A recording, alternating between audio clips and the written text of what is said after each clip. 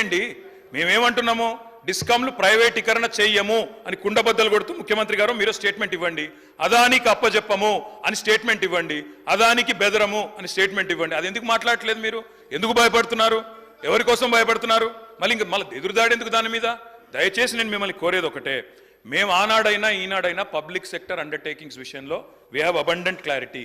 Hyderabad metro విషయంలో కూడా ఇవాళ ముఖ్యమంత్రి గారే మున్సిపల్ డిపార్ట్మెంట్ చూస్తున్నారు. హైదరాబాద్ మెట్రో విషయంలో కూడా కేంద్ర ప్రభుత్వ సహకారాన్ని అడిగినాం, ఎన్నడూ రాలే. రాకపోయినా మేము ఆగలేదు. మేము దాదాపుగా 415 కిలోమీటర్ల మెట్రో ఎక్స్పాన్షన్ ప్లాన్ చేశాం.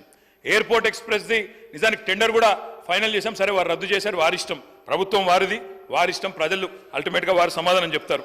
అధ్యక్ష, ఒక్క ప్రయత్నం కాదు అధ్యక్ష, ఎన్నో ప్రయత్నాలు చేసి ఎన్ని ఆంక్షలు పెట్టినా, ఆర్థికంగా ఇబ్బందులు పెట్టినా గత 10 ఏళ్లలో తెలంగాణ రాష్ట్రాన్ని బ్రహ్మాండంగా భారతదేశంలోనే అగ్రగామిగా నిలబెట్టాం. కానీ బాధ ఎక్కడ అనిపిస్తుంది అంటే అధ్యక్ష, వాళ్ళేమో డబ్బులు ఇవ్వరు, వాళ్ళు సతాయిస్తారు.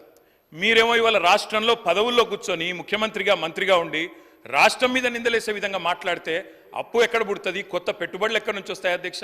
బ్రహ్మాండంగా ఉన్న రాష్ట్రాన్ని దివాలా తీసింది, ఇన్ని వేల కోట్ల అప్పు, ఇంత కడుతున్నా అంత కడుతున్నా అని స్వయంగా ప్రభుత్వ పెద్దలే మాట్లాడితే రేపు ఎవరైనా వస్తారా అధ్యక్ష మన దగ్గరికి? దయచేసి నేను మిమ్మల్ని కోరేది ఒకటే అధ్యక్ష, ఇక్కడ కూర్చున్నాం అధ్యక్ష, 10 ఏళ్ళు ప్రభుత్వాన్ని నడిపాం. ఒక స్టేట్మెంట్ కానీ ఒక రెజల్యూషన్ కానీ ప్రవేశపెట్టినప్పుడు ముందుగా సాంప్రదాయం ఏంటంటే అధ్యక్ష, అసలు ప్రభుత్వం ఏం చెప్పదలుచుకున్నది, ఏ అంశం మీద చర్చ చేయదలుచుకున్నది, ముందు దాని ప్రతులు అందరికీ పంచాలి. అధ్యక్ష, కొద్దిగా హౌస్ని ఆర్డర్లు పెట్టండి అధ్యక్ష. నేను మీ మంచి కోసమే చెప్తున్నా, ప్రభుత్వం ఎట్లా నడపాలో చెప్తున్నా. నేనేమంటున్నా అంటే అధ్యక్ష, వారు ముఖ్యమంత్రి గారు వారు గతంలో మంత్రిగా పనిచేయలేదు, వారికి సభా వ్యవహారాల అనుభవం లేకపోవచ్చు. శాసనసభ వ్యవహారాల మంత్రి గారు సీనియరు, గతంలో కూడా లెజిస్లేటివ్ అఫైర్స్ నిర్వహించారు.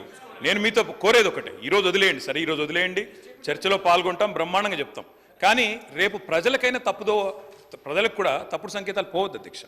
మేము చెప్పేది ఏమంటే, ఇట్లాంటి ముఖ్యమైన అంశంలో నేను సిన్సియర్గా చెప్తా ఉన్నా, రేవంత్ రెడ్డి గారు సిన్సియర్గా చెప్తా ఉన్నా, శ్రీధర్ బాబు గారు, మా పార్టీ తరఫున మీరు ఈరోజు ఏదైతే ఇప్పుడు ఓపెనింగ్ స్టేట్మెంట్ మీరు ఇచ్చారో, మీరు లిఖితపూర్వకంగా ఇవ్వలేదు, వర్బల్గా ఇచ్చారు, we welcome it. 100% we stand by you, we support you. ఈ విషయంలో అనుమానం లేదు అధ్యక్ష.